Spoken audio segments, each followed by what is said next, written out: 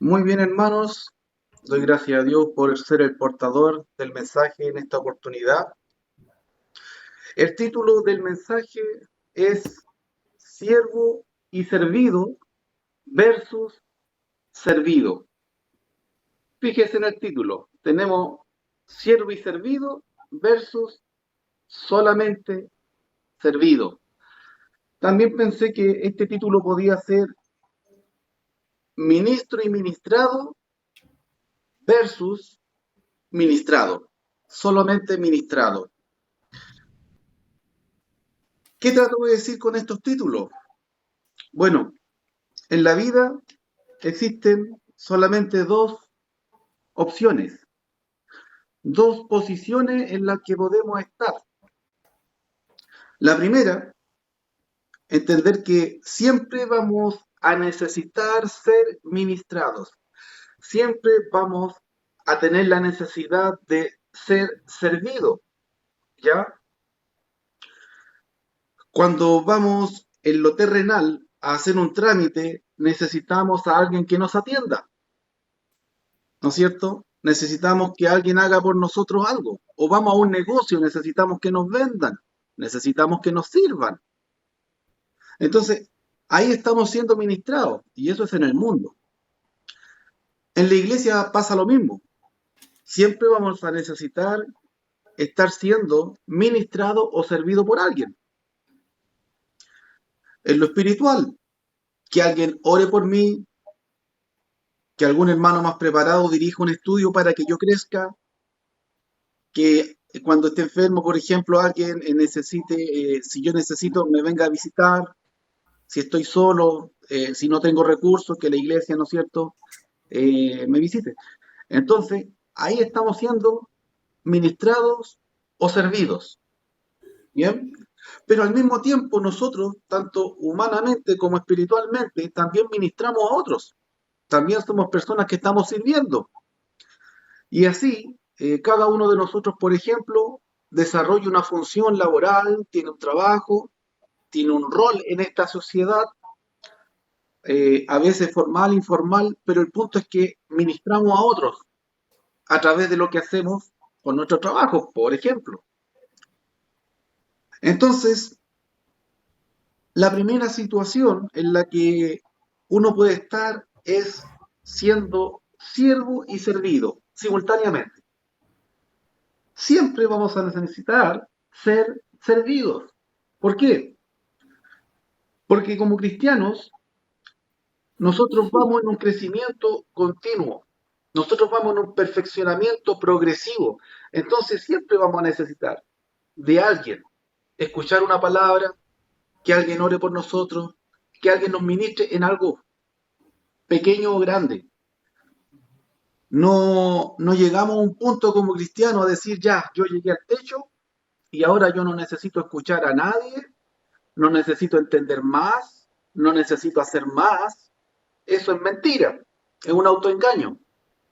Siempre vamos a necesitar, ¿no es cierto?, para poder lograr un perfeccionamiento, un crecimiento, lo cual es continuo, es progresivo, estar siendo ministrados. Entonces, siempre vamos a necesitar en esta vida ser servidos. Y eso es lo terrenal y lo espiritual.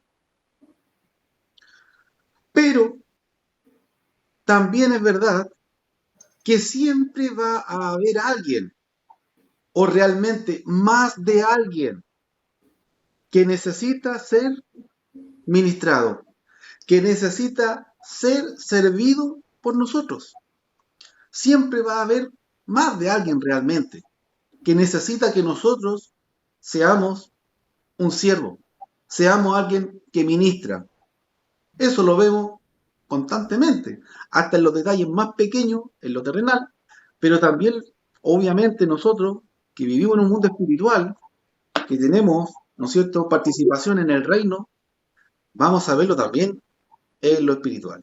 Entonces, resumiendo, hay dos posiciones: ser solamente servido, ministrado y nada más, o estar siendo simultáneamente siervo y servidor.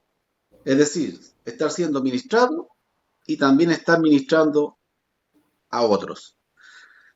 Es importante entender esta pequeña introducción porque vamos a ver algunos versículos de la palabra que nos van a explicar esto aún en forma más práctica. No son muchos, son 4 versículos que tengo preparados para compartir con ustedes, los pueden ir buscando o los pueden ir apuntando. El primero está en Mateo 23:11. Es un versículo muy conocido, pero no por eso se van a dar cuenta que es trascendental. Es realmente trascendental. Vamos a buscar Mateo, capítulo 23, versículo 11. Y aquí, ¿no es cierto?, entre una tremenda discusión, un contexto, etcétera, que usted puede analizar con calma después, el Señor Jesús afirma lo siguiente: el que es el mayor de vosotros sea vuestro servidor. Y aquí, aunque vivimos en un mundo terrenal, también nosotros somos participantes de un reino espiritual. Y a veces las cosas funcionan al revés. El Señor enseñó en su ministerio que en el mundo los grandes, los poderosos, los que están arriba son los servidos. Pero Él dijo, mire, yo siendo el Señor, siendo el Hijo de Dios, Dios mismo, yo vine a servir. En el mundo espiritual, el mayor es el que sirve. Y aquí el Señor declara en este versículo, el que quiera ser el más grande, el mayor de vosotros, sea vuestro servidor. No creo que sea necesario que yo pregunte, ¿no es cierto? ¿Usted quiere ser grande en el reino? No creo. Yo creo que el deseo suyo de antemano es querer ser grande en el reino. El Señor le da la clave, dice, entonces, sirva, ministre, que es lo mismo. Ministre, sirva, sea de ayuda, de apoyo a otros. Perfecto, fácil de entender. Pero a veces pueden pasar años y algo que se entiende no se asimila.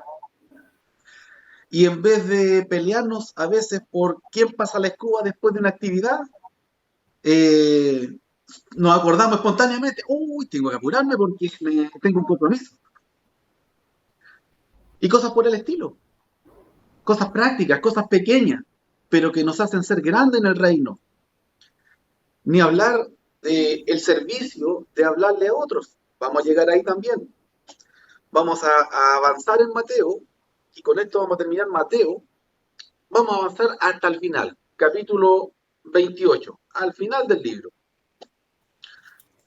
Y en el capítulo 28 vamos a ver las palabras de Jesús. Palabras literales que salieron de la boca de nuestro Señor Jesús. ¿Qué dice? Mateo 28, versículo 18 al 20. Son las últimas palabras del Señor Jesús. Fíjese. Toda potestad me es dada en el cielo y en la tierra. Entendemos potestad como autoridad. Él tiene toda autoridad, no solamente en la tierra, sino también en el cielo. Respetamos la autoridad de nuestras jefaturas en los trabajos.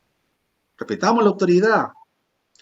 También respetamos, ¿no es cierto?, a las autoridades, ¿no es cierto?, civiles, carabineros, qué sé yo. Respetamos la autoridad. Cuando vamos a un banco, ¿no es cierto?, también respetamos la autoridad del que da el acceso, el guardia. Entendemos lo que son las autoridades y las respetamos, las asimilamos. Si queremos ir a hablar con el gerente, no entramos de largo sin hablarle a nadie, no. Hay un protocolo. Entendemos el concepto de autoridad y nos sometemos en multitud de casos a las autoridades. Pero aquí estamos hablando de la autoridad que está por sobre toda autoridad y eso es lo que necesitamos asimilar si aún no lo hemos hecho. Jesús no es una autoridad más o una gran autoridad No, Jesús es la gran autoridad, es la máxima autoridad. Bien, no es una autoridad más. Cuando hablan, bueno, la autoridad máxima aquí en esta empresa, o la autoridad máxima de la comuna, o la autoridad máxima del país, aquí estamos hablando de la autoridad máxima del universo, de todo lo creado, incluso del cielo mismo. Entonces, cuando asimilamos eso, esto toma otro sentido. No lo dice alguien con autoridad, lo dice alguien con la mayor autoridad, tanto en este mundo como en el mundo espiritual. Es lo primero que tenemos que entender, porque si no, lo que sigue a continuación va a carecer de justamente reconocimiento y autoridad de nuestra parte. ¿Y qué dice él? Teniendo toda autoridad, siendo la autoridad máxima de este universo, del cielo mismo, vayan y hagan discípulos a todas las naciones. Vayan a hacer discípulos a todas las naciones. Ese es el mandamiento que él da en su autoridad máxima. Vayan a hacer discípulos.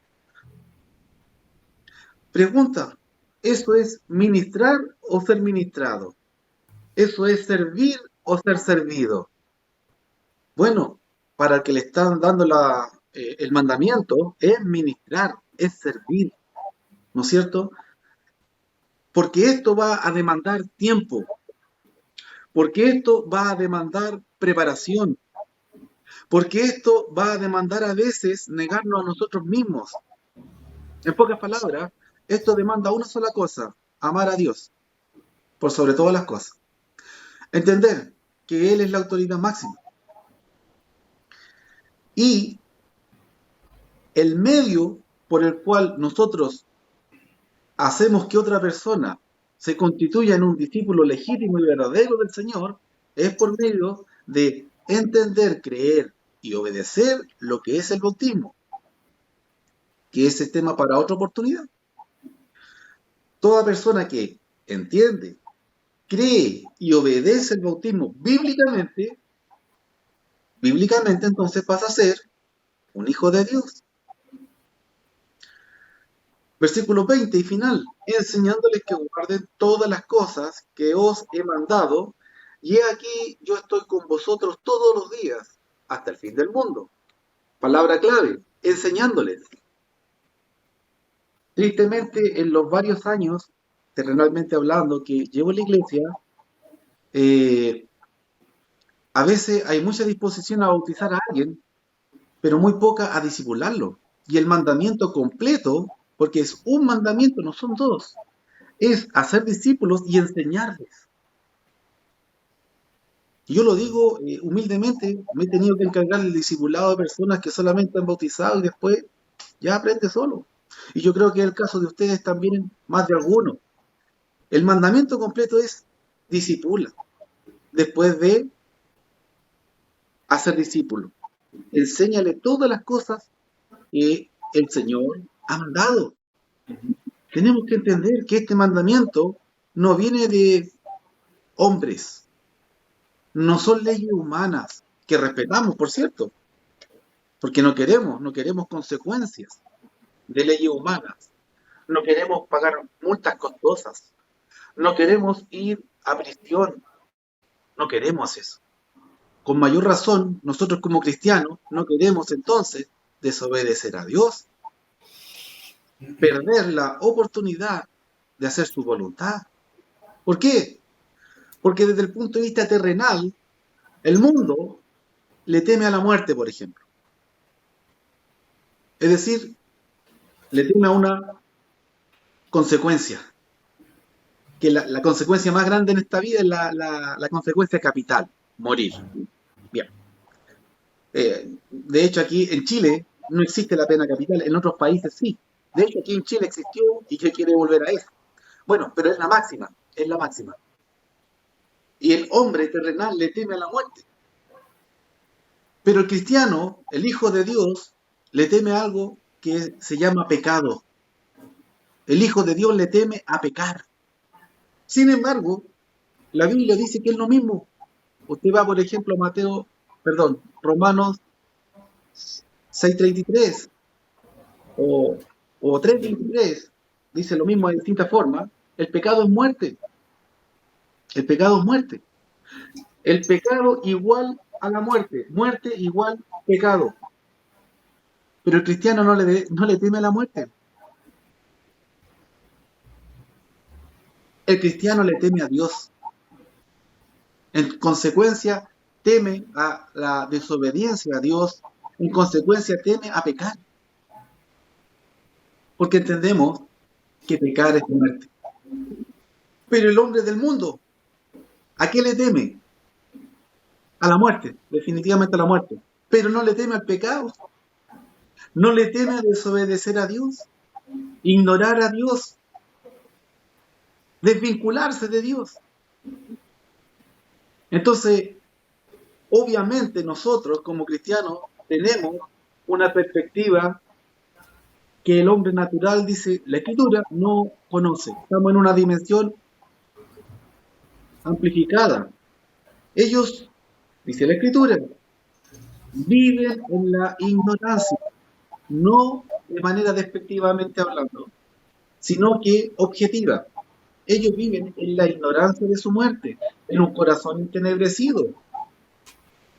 Pero nosotros no tenemos esas cosas. Los cristianos no vivimos en la ignorancia, en un corazón entenebrecido. No, nosotros se nos reveló la verdad. Nosotros conocemos la verdad. Entonces, no tenemos esa excusa. Aunque tampoco es excusa, porque el mismo libro de Romanos declara que ellos ignoran voluntariamente la voluntad de Dios. ¿Por qué? Porque la voluntad de Dios fue revelada, está disponible. Y a muchas personas a las que llegamos con el mensaje pueden decirnos, no me interesa, no quiero, no me importa.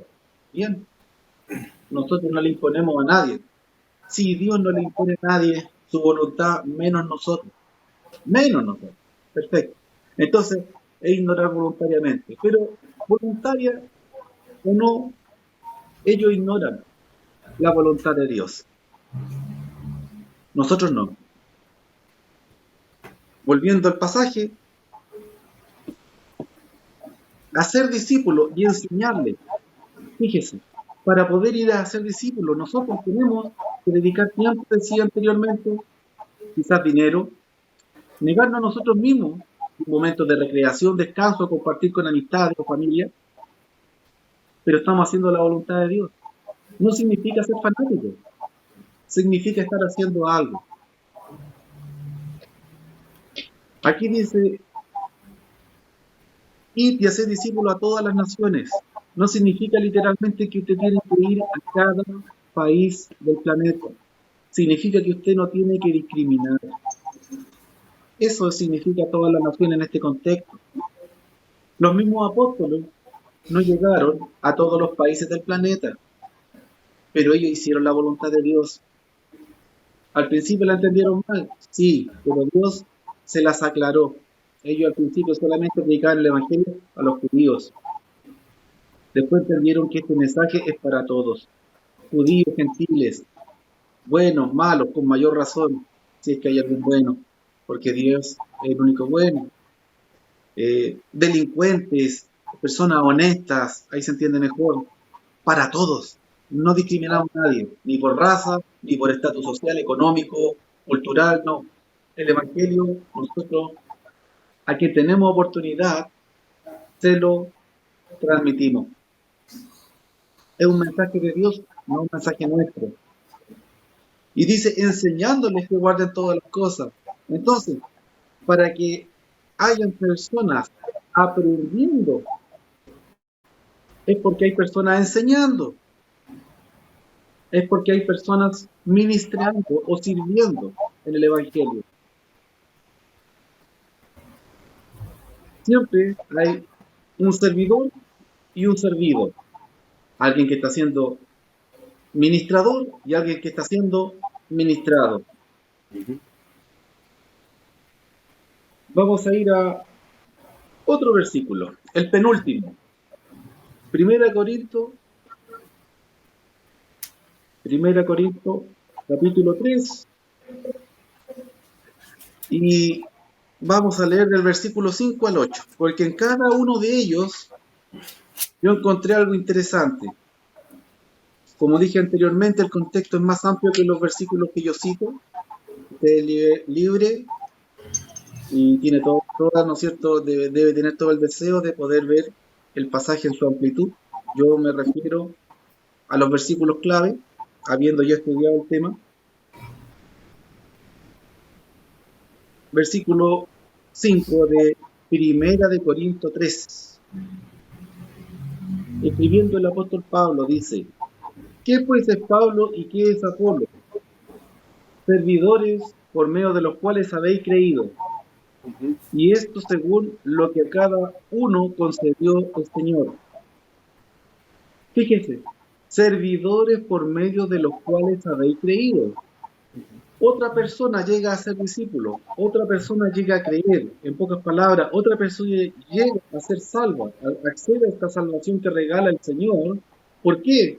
Porque hay un servidor atrás que está proclamando el mensaje, que está preocupado de transmitir el mensaje. Alguien está sirviendo, alguien está siendo un siervo, y el que sirve es el mayor en el reino. ¿Para qué? Para que alguien sea servido, para que alguien sea ministrado.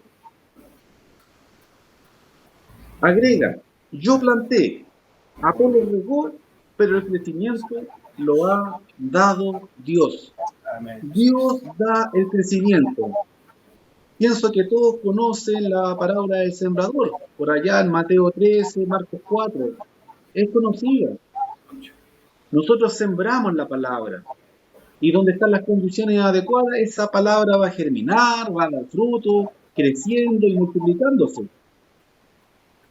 Y aquí dice: Dios da el crecimiento. Pero ¿puede haber crecimiento sin trabajo? No. Fíjese, yo planté, dice Pablo, Apolo regó, y eso lo podemos ampliar. Estas son figuras. Cada uno hace su parte para que al final el que dé el crecimiento sea Dios. Pero no podemos esperar crecimiento si no estamos trabajando. No podemos esperar resultados sin trabajo. No podemos. Y después decir, bueno, es que Dios no ha dado crecimiento. Claro, ha dado tanto crecimiento como tú has trabajado. Es grave porque si el crecimiento es nulo, el trabajo va de la mano. Entonces tampoco ha sido suficiente. Así que es importante que estemos trabajando. Y atención a esto, no siempre vamos a ver los resultados nosotros, pero la promesa es que si estamos trabajando, siempre vamos a ver resultados. Si a nosotros no nos motivan los resultados, aunque los deseamos, aunque los anhelamos, y cuando los obtenemos, para la gloria de Dios, somos felices, nos alegramos de una persona que se vuelve al Señor, de un discípulo nuevo, de una familia que se convierte al Señor, o comienza a asistir a la congregación, a buscar a Dios, nos alegramos. Pero nosotros no buscamos los resultados. Nosotros damos por hecho que el Señor va a dar resultados a nuestro trabajo, los veamos o no. Porque este no es el trabajo de uno solo, no es el trabajo mío o el trabajo de un hermano en particular. Este es el trabajo del pueblo de Dios, de cada uno. Y a veces no vamos a ver los resultados de nuestro trabajo. Pero sabemos que si Dios promete que Él va a dar crecimiento al trabajo que nosotros hagamos en su nombre, es porque los van a ver. Y más de alguna vez los vamos a ver. Más de alguna vez los vamos a ver. Pero no siempre. Hasta que un día vamos a ver hasta dónde llegaron los trabajos que nosotros quizás veíamos pobres, poco resultados, poco aquí. A veces nos desmotivamos por los resultados. Ay, tanto trabajo, tan poco resultado. Mire, hicimos tanto y no resultó lo que queríamos. La pregunta es, ¿trabajamos para el Señor? Sí, amén. Eso es. Él sabe dónde va a dar el resultado. ¿Qué sabe usted? Esa persona que usted le habló del Señor viajó a otra ciudad y siguió buscando al Señor y se hizo discípulo porque usted sembró eso ahí, porque usted dedicó esos minutos, porque usted habló a él, o porque fue a visitar a alguien a la cárcel, o porque fue a ver a alguien al hospital, o porque fue a visitar a esa familia que estaba en necesidad económica. Y nosotros todo lo que hacemos lo hacemos en el nombre del Señor. Llevamos algo para alimento, llevamos medicamentos, vamos a visitar a alguien, vamos a animar a alguien. Siempre tenemos que sembrar la palabra. Si no, no sirve para nada. Solo para el momento. Solo para el momento. Siempre que el Señor hizo un milagro, siempre que el Señor se manifestó, siempre habló la palabra. Porque nosotros somos portadores ¿de qué? De la revelación de Dios. Entonces siempre lo bueno, entre comillas, que hagamos, tiene que ir acompañado de la palabra. No podemos ser cristianos incógnitos. Tenemos que dar testimonio de que lo que hacemos lo hacemos en el nombre del Señor, siempre, para la gloria de Dios. Entonces, cada vez que hagamos alguna de esas cosas, como ejemplo menciono, nosotros no sabemos qué resultado va a dar Dios en cada una, pero sí sabemos que va a haber un resultado. Y eso nos tiene que motivar. No que a veces no vemos los resultados, no son tangibles. Nos tiene que motivar que la promesa de Dios es que va a haber resultados. Fíjese, versículo 8. Y el que planta y el que riega son una misma cosa, aunque cada uno reciba su recompensa conforme a su labor. Aquí hablamos de una recompensa. El obrero es digno de su salario. El Señor va a recompensar a cada uno que trabaje por su obra. En la misma carta, al final del capítulo 15, dice, el trabajo en el Señor no es en vano. Pueden ser en vano muchas cosas en este mundo, y hasta todas, ahora mismo. El trabajo en el Señor nunca es en vano. Versículo 8 nos declara también que si no trabajamos, hermano, tampoco vamos a tener recompensa. Y eso debería preocuparnos. Eso debería preocuparnos. Porque si no tenemos recompensa, entonces, ahí sí que podríamos decir, fue en vano. Fue en vano ser cristiano, ¿por qué? Porque no trabajé. Fue en vano ser cristiano porque no me preocupé de otros. Solamente fui ministrado, solamente fui servido. Siempre escuché la palabra, siempre todo. Siempre recibí, no está mal recibir, no está mal ser ministrado. ¿Qué es lo que está mal? Ser solo ministrado. Ser alguien que solo recibe. Porque la palabra nos dice que el mayor es el que sirve. Y si bien necesitamos todos ser ministrados, todos ser servidos, también el Señor tiene la expectativa de que nosotros sirvamos. Y no voy a ir a ese versículo, solo lo voy a mencionar. Sabemos que en Mateo, por ejemplo, el Señor dice que el árbol que no da fruto es cortado y echado en el fuego. Nadie quiere eso para su vida espiritual. Al contrario, todos queremos aquí dar frutos. ¿Para qué? Para ser guardados en el granero de Dios, en el granero del Señor, que es el cielo, en la figura de la parábola que está hablando el Señor. Juan el Bautista también antes del Señor dijo lo mismo, dice, el hacha ya está puesta en la raíz del árbol y si no da fruto es cortado y echado al fuego. Son palabras reiterativas. Entonces, tenemos que preocuparnos de dar fruto. Y tenemos que tener conciencia de que es imposible tener frutos, es imposible tener resultados, es imposible recibir el crecimiento que da Dios si no estamos trabajando. El último versículo que vamos a ver se encuentra en Hebreos capítulo 5.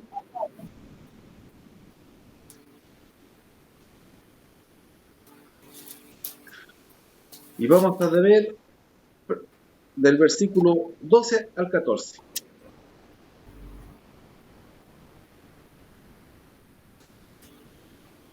Tres versículos con los que vamos a terminar, ¿no es cierto?, esta lista de pasajes que nos han hablado del tema. Es Dios hablando del tema. Hebreos 5, 12 y siguiente. El autor declara: porque debiendo ser ya maestros después de tanto tiempo, tenéis necesidad que se os vuelva a enseñar cuáles son los primeros rudimentos de las palabras de Dios. Y habéis llegado a ser tales que tenéis necesidad de leche y no de alimento sólido. Y todo aquel que participa de la leche es inexperto en la palabra de justicia, porque es niño. Pero el alimento sólido es para los que han alcanzado madurez, para los que por el uso tienen los sentidos ejercitados en el discernimiento del bien y del mal. Palabras clave respectivamente en estos versículos para mí son tiempo, inexperto y madurez. Fíjese, el primer versículo dice: llevando tanto tiempo en el camino, debiendo ya ser maestros, debiendo ya ser personas preparadas, es decir, debiendo ya ser personas que están ministrando a otros, que están sirviendo a otros. Ustedes, después de tanto tiempo, siguen siendo como bebés, siguen siendo guaguitas que necesitan ser ministrados solamente. Insisto, ser ministrado no es malo, es necesario. ¿Qué es lo malo? Solamente ser ministrado, no tener crecimiento. Porque aquí el énfasis es llevando tanto tiempo, debiendo ya ser maestros, debiendo estar ministrando también a otros ustedes que alguna vez fueron ministrados, ya siendo tanto tiempo ministrados, deberían estar ministrando a otros. Llevando tanto tiempo, otros sirviéndolo a ustedes, ustedes deberían también estar sirviendo a otros. Ese es el punto. Versículo siguiente: inexperto.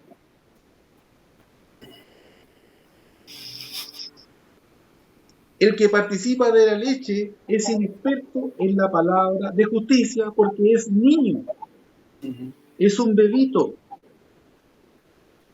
Todos, hasta el más anciano, alguna vez fue bebé en la vida terrenal. Todos pasamos por la etapa de guagua en que somos totalmente dependientes. Y si nos dejan en un rinconcito nos morimos de hambre, nos morimos de frío, nos morimos de cualquier cosa.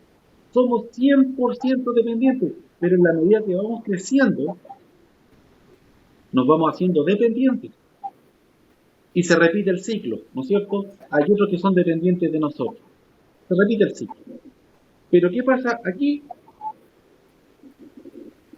Ustedes, dice, son inexpertos en la palabra de justicia porque son niños. ¿Cuál es la expectativa de Dios? De que está bien, comenzamos todos siendo niños y bebés espiritualmente. Cada uno de nosotros en algún momento de su vida tomó la decisión de nacer del agua y el espíritu para recibir perdón de pecados, se arrepintió de sus pecados, para hacer la voluntad de Dios, etc. Comenzó una nueva vida. Y cuando comenzó, fue una guagua. Nace de nuevo, como enseña en Juan capítulo 3, la conversación de Jesús con Nicodemo. Parte siendo un bebito. ¿Cuál es el problema? El problema es que después de 5 años sigue necesitando leche. El problema es que después de 10 años sigue necesitando el andador. El problema es que después de 15 años sigue pidiendo el chupete. Hermanos, lo podemos tomar para la risa, pero esto es serio. Aquí habla de inexperto. No da un tiempo, dice mucho tiempo. No dice 1 año, 3 años, 4 años. Las condiciones, los recursos de cada uno de nosotros han sido distintas. Hemos tenido distintos profesores, distintas circunstancias, distintas oportunidades. Lo importante es que usted las haya aprovechado al máximo. Porque la mayoría de los que estamos reunidos, tanto online como presencialmente, ninguno lleva poco tiempo. A Dios gracias podemos decir que hace mucho tiempo que conocimos al Señor, hace mucho tiempo, ¿no es cierto? Que algún día, alguna vez fuimos bebés, y no que seamos siguiendo siendo bebés, sino que podemos actuar como niños, como bebés. Y aquí viene la palabra clave ahora, madurez, versículo 14. Pero el alimento sólido es para los que han alcanzado madurez, para los que por el uso tienen los sentidos ejercitados en el discernimiento del bien y del mal. ¿Cuál es la expectativa de Dios? Que alcancemos madurez. Todo tiene su tiempo, la misma palabra declara, Eclesiastés capítulo 3, todo tiene su tiempo. Hay tiempo de ser bebito, de ser guagua, hay tiempo de ser un recién iniciado, de no entender nada. Pero pasado el tiempo, tenemos que ir evolucionando, tenemos que ir creciendo, madurando, y tenemos que estar en condiciones, como dice el apóstol Pedro, por ejemplo, tenemos que ser capaces de levantar defensa ante todo aquel que demande explicación de la esperanza de fe que muere en nosotros.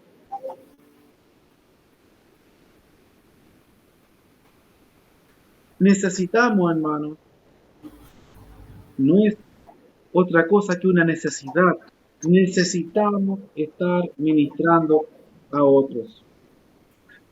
Está terminando otro año. Está terminando otro ciclo.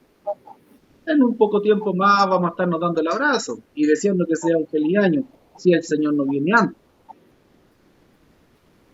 Eso es mirando hacia adelante, que es muy bien. Pero también la retrospectiva es buena para esa proyección correcta. Y mirar hacia atrás y decir, ¿con cuántas personas compartí el Evangelio este año? ¿Con cuántas personas yo compartí la palabra del Señor? ¿A cuántas personas les hablé de su necesidad de conocer al Señor, de servir al Señor? ¿Cuánto tiempo dediqué a eso? No le voy a hacer propaganda a la denominación que lo hace, pero hay una denominación que lleva un calendario, y esto no es bíblico, pero da para pensar. Ellos tienen que dedicar una cantidad de horas en la semana para hacer obras, para ir a hablarle del Señor a alguien, etc. La Biblia no habla de eso, pero eso no significa que no tenemos que hacerlo nunca, al contrario. Es para reflexionar. Mire, quizás decirle cuántas horas dedicó esta semana a hablar con alguien, quizás es mucho. Pero si yo le digo, ¿cuántos minutos dedicó esta semana a hablarle del Señor a alguien? Es vergonzoso decir ninguno. Y no estoy juzgando a nadie. Son reflexiones. Es un mensaje general. No va dirigido a nadie en particular. Es para la iglesia. Si usted tiene la oportunidad de haber dedicado horas esta semana a ministrar a otros, cristianos o no cristianos, creyentes o no creyentes, para suplir esas necesidades materiales y espirituales, bien. Si no tuvo horas, porque montones de circunstancias, bien, Dios las conoce, amén. Pero cuando reflexionamos y decimos, mira, no tuve ni un minuto esta semana para hablarle a alguien del Señor, eso da para pensar. Y no necesito juzgarlo yo ni condenarlo, yo creo que la propia conciencia de cada uno nos reprende. Esta semana, dependiendo del caso, cada uno se cruzó con un compañero de trabajo, con un vecino, con un casero en la feria, en el almacén, con un pariente, con un amigo. Ahora estamos de fútbol, mundial, y todos hablan de fútbol. Y se pegan en la pantalla y 90 minutos en un partido. ¿Cuántos minutos nosotros nos pegamos en la pantalla, en el teléfono, o vamos a ver a alguien? ¿Cuántos minutos? Ni siquiera horas para hablarle la palabra a alguien. para estarlo ministrando. Esta es la reflexión que yo quiero en este momento compartir con ustedes, que dejo en el corazón de cada uno de ustedes, porque como dice el dicho, lo que no se hizo, ya no se hizo, pero lo que no se hizo, ahora lo podemos hacer. Y no necesitamos esperar a que termine el año para hacerlo. Podemos perfectamente terminar el año haciendo. Nos quedan 3 semanas todavía para hablarle a esa persona que vimos todo el año, a ese amigo que conocemos de toda la vida, etcétera, y sembrar esta semilla que no es nuestra, es la semilla que alguien sembró en nuestro corazón y germinó en nuestro corazón, en nuestra vida, y da los frutos que el Señor quiere. ¿Por qué? Porque las semillas de Él no son frutos nuestros. Él da el resultado, Él da los frutos, Él da el crecimiento. Pero es imposible que haya crecimiento si primero no se siembra esa palabra, si no hay trabajo, si no hay dedicación, si no hay tiempo, si no hay un momento de constancia en que yo o usted intencionalmente decimos, yo le voy a hablar a este tío mío, le voy a hablar a este amigo mío de la palabra, y el tío, el amigo, nos puede mandar, entre comillas, a la punta del cerro. ¿Qué me importa esas cuestiones a mí? Amén. Nosotros cumplimos nuestra función, nuestro trabajo. Usted es la persona que hace el aseo.